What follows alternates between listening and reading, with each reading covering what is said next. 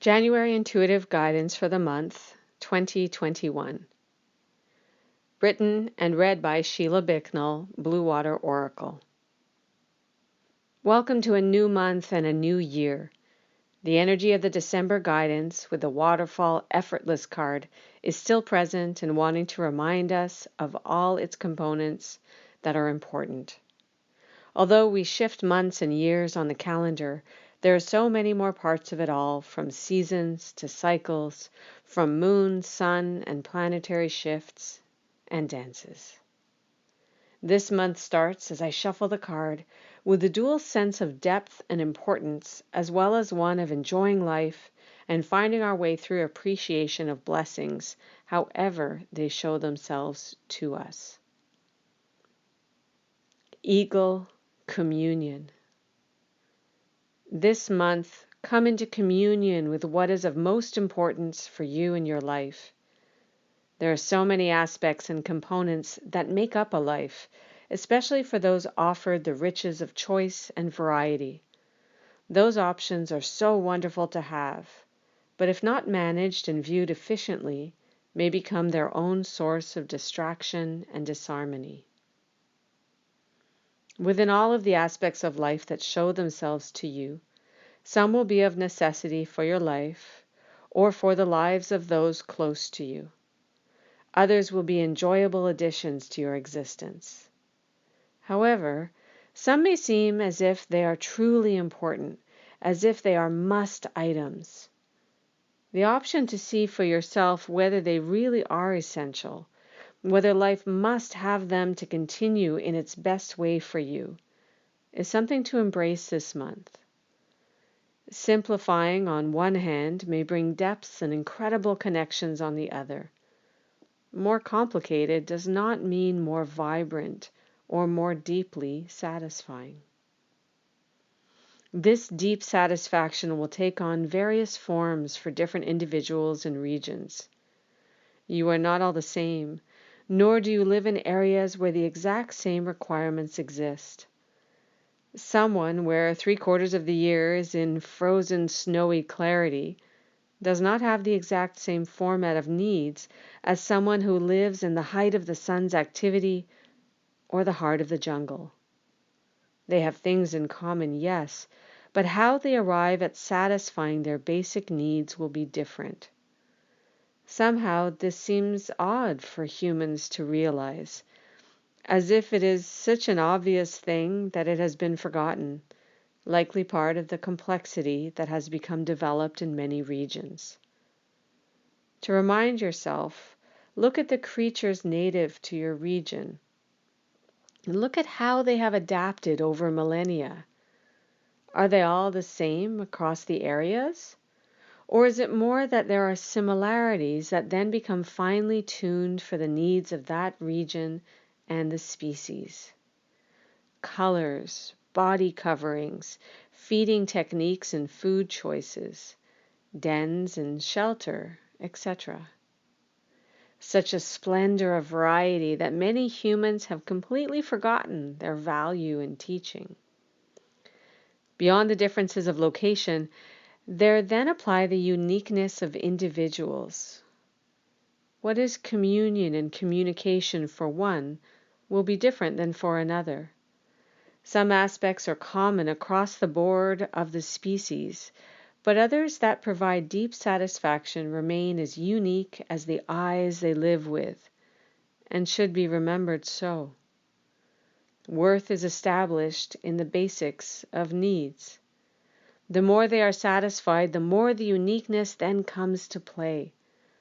With so many humans, it is a wondrous and important thing to have the uniqueness. Otherwise, resources would be more greatly challenged, and priorities would be shifted to the less vital to serve one group over another. Or does that already happen? Establish the basic needs for one and all. Then enjoy the uniqueness that can and does blossom from there through different brains, hands, hearts, intellects, skills, emotions, intuitiveness, and capacities.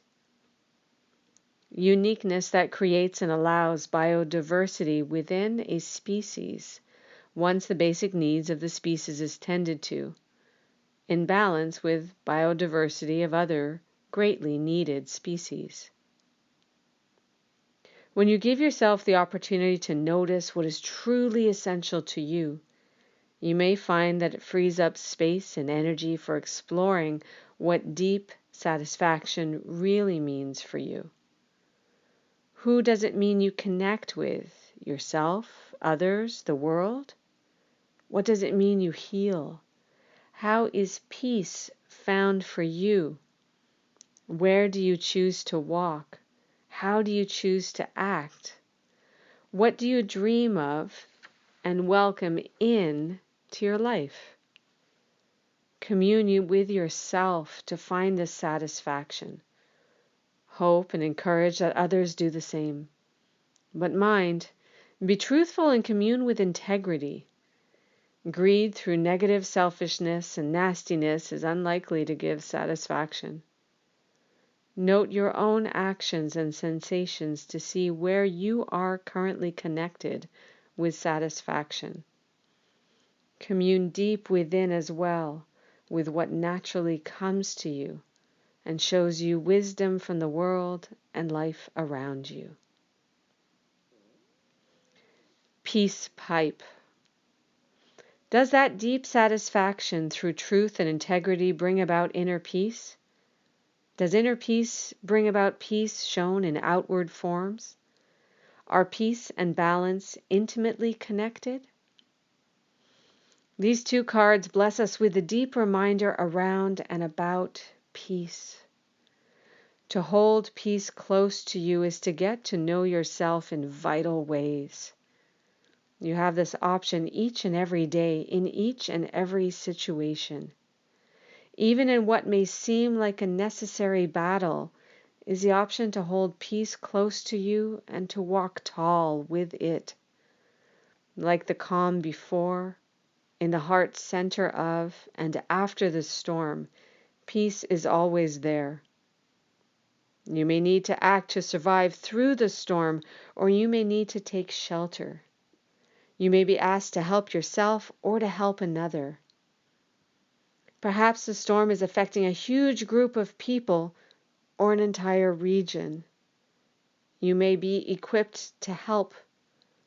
As you do this, as the storm rages on, your inner peace is always there, and it will beautifully dance with any calm that arrives or returns when it does.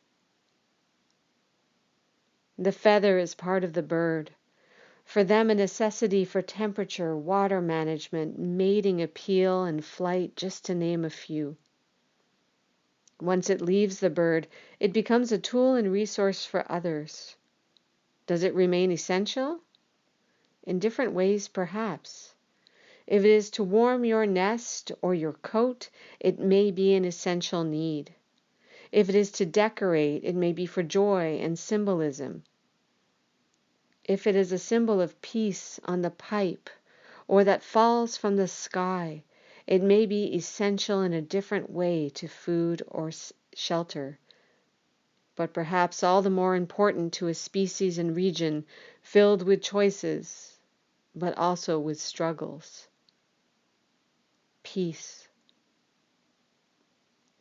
Where do life and peace intersect? Where do they really need each other for the human? Where do they ask to be present in balance and ask all the world, natural and human-made, to balance life with peace? You are asked to reflect and observe this for yourself this month. You carry a peace pipe with you in each step you take, each word you utter, and each breath that works with your body. You carry it, but only you can choose to use it, to let its essence of peace enter your every moment. Through you, deep peace, connection, communion, and light come into balance with all else that makes up life, all that is essential for life to continue and for each life to thrive with deep satisfaction. How will you thrive? Essential needs, communion with self, communion with life and others, deep satisfaction, peace.